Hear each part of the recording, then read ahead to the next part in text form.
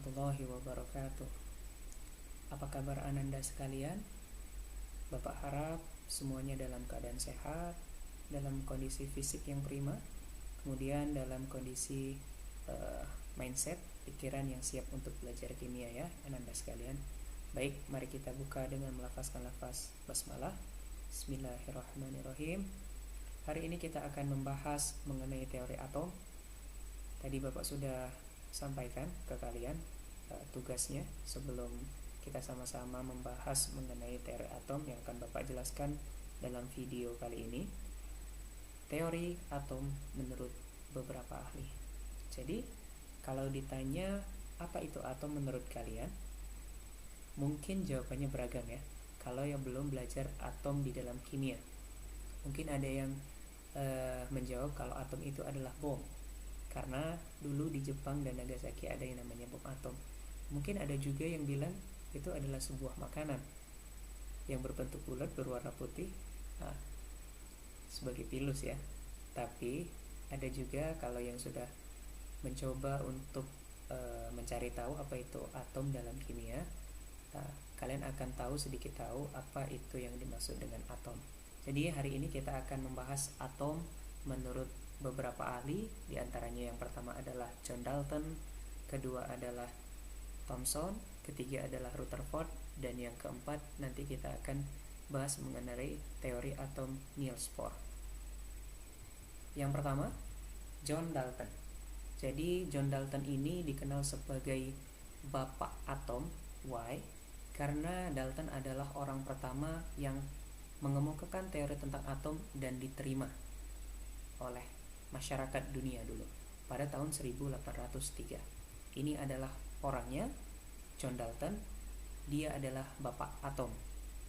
Jadi si Dalton ini mencetuskan teorinya adalah atom merupakan bagian terkecil dari suatu unsur.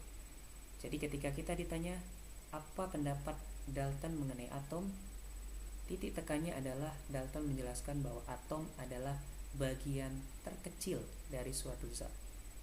Nah, kemudian dia menambahkan bahwa atom itu tidak bisa dimusnahkan, tidak diciptakan, dan tidak dapat diubah menjadi unsur lain. Itu adalah teori dari John Dalton. Ini beberapa waktu diterima karena dulu belum banyak ilmuwan-ilmuwan dan teori-teori, pencetus teorinya belum banyak berkembang. Jadi teori ini cukup lama diterima oleh masyarakat, tapi akhirnya ditemukan beberapa kelemahan dari teori atom Dalton ini. Jadi, satu, kelemahannya adalah tidak dapat menjelaskan kelistrikan atom.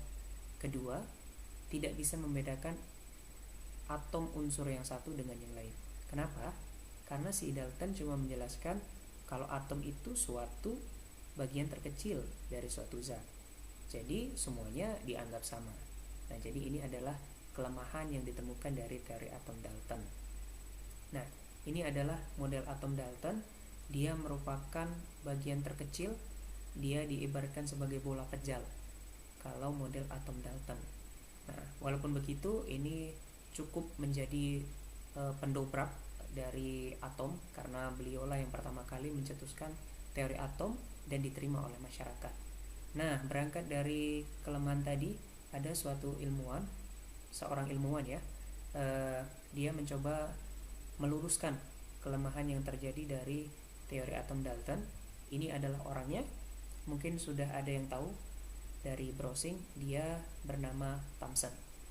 Jadi pada tahun 1897 si Thomson ini mencoba untuk meluruskan kelemahan yang terdapat pada teori atom Dalton. Jadi yang didapat dari teori si Thomson ini, ternyata atom itu terdiri atas muatan positif. Kemudian di dalamnya itu tersebar elektron secara acak. Kemudian dia mengibaratkan model atomnya itu bagaikan kismis, elektron itu bagaikan kismis di roti kismis. Nah, jadi Thomson ini menemukan temuan baru nih. Ternyata atom itu bukan hanya bola kejal yang kosong, tapi ternyata atom itu adalah suatu zat yang bermuatan positif, kemudian di dalamnya itu dikelilingi oleh elektron yang tersebar.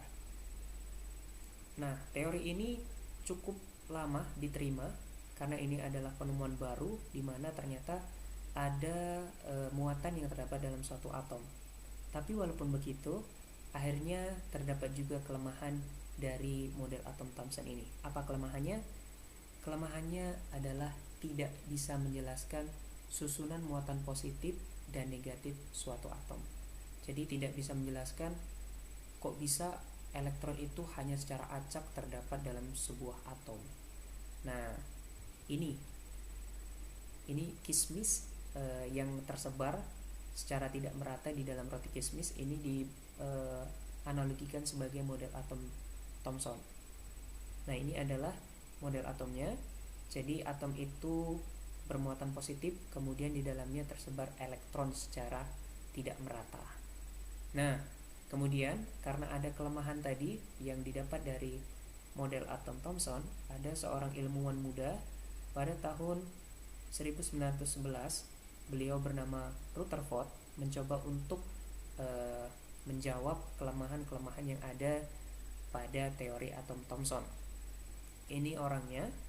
Nah, jadi beliau menemukan ternyata atom itu memiliki inti atom yang bermuatan positif.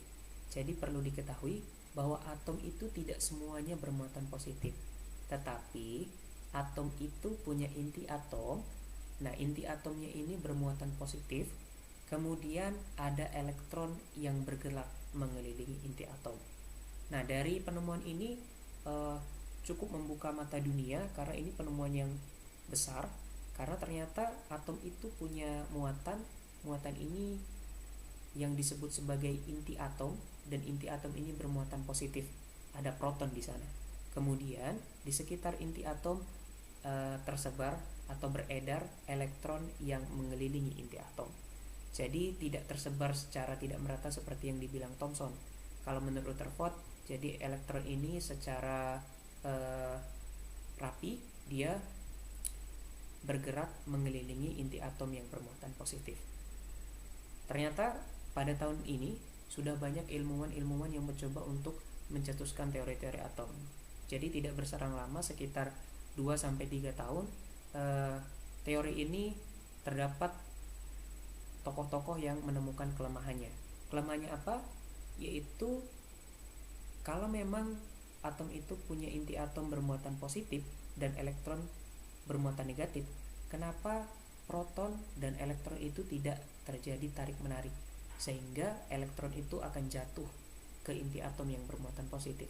Secara logika, kalau kita punya suatu zat bermuatan positif, kemudian zat lainnya bermuatan negatif, dia akan terjadi tarik-menarik sehingga elektron itu akan tertarik ke inti atom yang bermuatan positif. Jadi ini tidak bisa dijawab oleh Rutherford. Nah, ini sekaligus menjadi kelemahan Rutherford yang sudah menemukan teori yang sangat luar biasa sebenarnya. Akhirnya pada tahun 1913 ada seorang ilmuwan yang menjawab itu semua. Nah, ini adalah model atom Rutherford ya. Jadi ini bukan shuriken ya. Ini adalah atom Rutherford. Nah, yang merah itu adalah inti atom, kemudian yang biru itu adalah elektron. Jadi dia bergerak mengelilingi inti atom. Ada yang ke atas, ke bawah, ada yang menyamping dan lain sebagainya. Nah, karena ada kelemahan itu, ada seorang tokoh bernama Niels Bohr pada tahun 1913, tadi sudah Bapak bilang, dia menemukan atau bisa menjawab kelemahan yang terdapat pada teori atom Rutherford. Nah, ini adalah orangnya, Niels Bohr. Jadi kenapa elektron itu tidak jatuh pada inti atom yang bermuatan positif? Ternyata elektron itu punya lintasan tertentu. Jadi elektron itu bergerak berdasarkan lintasan-lintasan. Nah, lintasan ini yang disebut dengan kulit atom. Jadi elektron itu bergerak sesuai dengan kulit atomnya masing-masing, sehingga dia tidak akan pernah jatuh pada inti atom yang bermuatan positif. Jadi ini adalah penemuan yang sangat besar. Ini bisa menjawab kelemahan dari teori atom. Jadi Niels Bohr tadi bisa menjawab kelemahan yang terdapat pada teori Rutherford, kenapa elektron tidak jatuh pada inti atom yang bermuatan positif. Jadi, atom itu punya lintasan-lintasan tertentu untuk elektron bergerak mengelilingi inti atom. Lintasan-lintasan inilah yang disebut dengan kulit atom. Nah, setiap kulit ditandai dengan bilangan kuantum utama, disebut dengan N, dilambangkan dengan N. Ini kulit kuantum utama. N dimulai dari 1, 2, 3, 4 yang dilambangkan dengan K, L, M, N. Nah, jadi itu adalah teori-teori yang ada atau yang diakui oleh masyarakat dunia tentang teori-teori atom. Jadi dari yang pertama tadi adalah teori atom Dalton, kemudian yang kedua tadi adalah teori atom Thomson, yang ketiga adalah teori atom Rutherford, dan yang keempat adalah teori atom Niels Bohr. Jadi yang perlu kita pahami di sini bahwa di sini kita tidak memfokuskan pada kelemahan masing-masing dari teori-teori yang sudah dicetuskan oleh tokoh-tokoh yang sudah kita bahas. Tapi di sini kita lebih mengapresiasi kepada temuan-temuan yang sudah ditemukan oleh tokoh-tokoh tadi, seperti misalkan Dalton yang dikenal dengan Bapak Atom. Jadi karena Dalton lah akhirnya kita bisa mengenal atom, di mana atom akhirnya kita tahu punya muatan positif, ada muatan negatif. Ada inti atom, di mana inti atom ada yang bermuatan positifnya, yaitu proton. Kemudian dikelilingi di kulit atom itu suatu elektron yang bermuatan negatif. Kemudian ada Rutherford dan lain sebagainya. Nah, terakhir kita akan lihat. Nah, ini adalah perbandingan model atom dari masa ke masa. Jadi yang paling kiri ini adalah model atom Dalton, hanya seperti bola pejal. Si Dalton belum bisa menemukan komponen penyusun dari suatu atom. Kemudian yang sebelahnya itu adalah model atom Thomson. Thomson sudah bisa menemukan bahwa di dalam atom terdapat elektron yang tersebar, walaupun belum bisa menjelaskan susunan dari elektron dan protonnya. Kemudian yang ketiga ini adalah model atom Rutherford, di mana Rutherford sudah bisa menjelaskan bahwa di dalam atom terdapat suatu inti atom yang bermuatan positif, kemudian dikelilingi oleh elektron-elektron yang bergerak bebas mengelilingi inti atom. Nah, yang belum terdapat di gambar sini adalah atom Niels Bohr. Jadi Niels Bohr ini sedikit mirip dengan model atom Rutherford, hanya saja model atom Niels Bohr ini elektron bergerak secara rapi dan berputar sesuai dengan kulit atomnya masing-masing. Baik, Ananda, itulah tadi yang bisa Bapak sampaikan mengenai model atom dari tokoh-tokoh yang sudah diakui. Semoga Ananda semua bisa memahami dengan baik dan bisa membedakan model-model atom dari para tokoh masing-masing.